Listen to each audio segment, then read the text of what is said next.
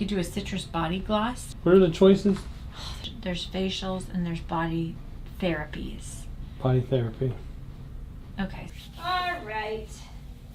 All right, come on. We're recording.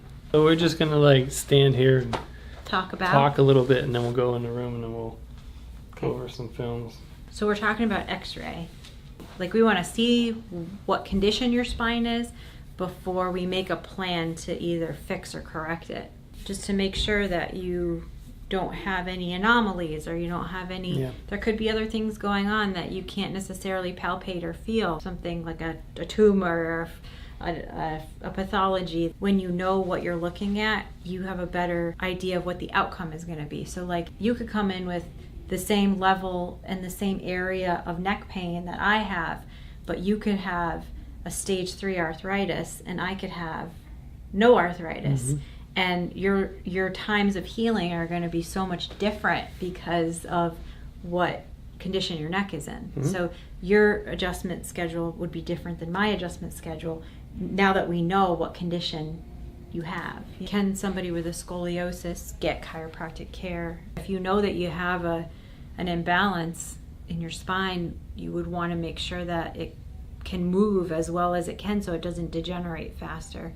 We'll get kids that, or like younger adults, like in their, later teens, that will come in and say, well, when I was in 5th grade or 4th grade or 6th grade, my school nurse told me I had a scoliosis. And then when you ask, well, what happened? Well, nothing. Like, they just told me that, when I bent forward, it was curved. If it were me, I would say, they would need to be checked by a chiropractor, because the chiropractor would take x-rays, evaluate how bad the scoliosis is, whether it was, structural, or, if there was some functional aspect of it that could be addressed. And in some cases, we'll x-ray that person and they won't have a scoliosis. And in other cases, we x-ray them and the scoliosis is really bad. It's hard to tell just by looking on the outside sometimes. Do you have cases that you can think of? Actually, there's a couple I think I have that we can take a look at. Yeah, let's go. So this is an A to P thoracic, the left and the right side.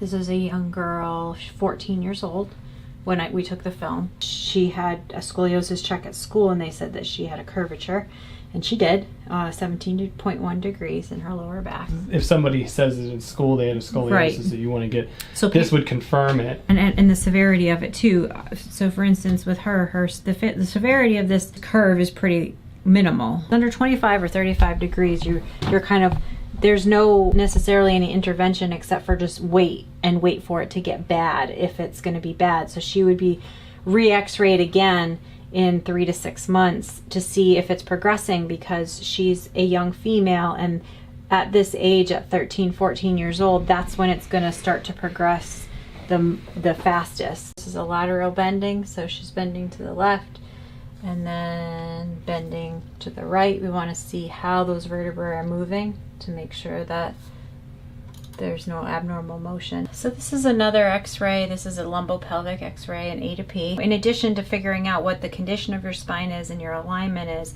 we also want to rule out other pathologies. For instance, with this person, you can see that she has a humongous mass. It was a benign finding, but still something that we need to see that could be affecting that person. So another reason why we take the x-rays is we take pre and post films so we can compare our corrections before and after. A major thing that we're looking at is the overall curvature in this person's neck. So this yellow line, we want your neck to have a C-shaped curve, just like this. We want your neck to follow that curve. His neck has an opposite curve. This is 6 months later. The curvature again is here, and now his neck is much straighter. So if you want to look at these guys side by side, you can see how much further forward he was on his before, and look at where he is on his after. It takes, on average, 6 months to get a correction, because it's not just moving bones, it's you have to remodel the ligament. The adjustments that we're doing, we're basically trying to shift the alignment, and those bones are held together with ligaments, so we have to move the bone slowly over time. So it takes time and repetition for that alignment to change. And the other reason why it takes longer is because a lot of times most people have had these conditions for years before they even step foot in the office. So if you've had issues for years, I mean, your body has a memory, your body kind of gets into these habits. You have to break these habits, you know, you have to, that's why it takes so many repetitions for it to actually change. So that's it for our video. Give us a like if you This is awesome. Stupid. Let's just say like. Let's just say like it or share. Like it if you liked it. Love it if you love it. That's it. Share it if you feel like sharing. And angry face if you hated it. Angry face if you hated it.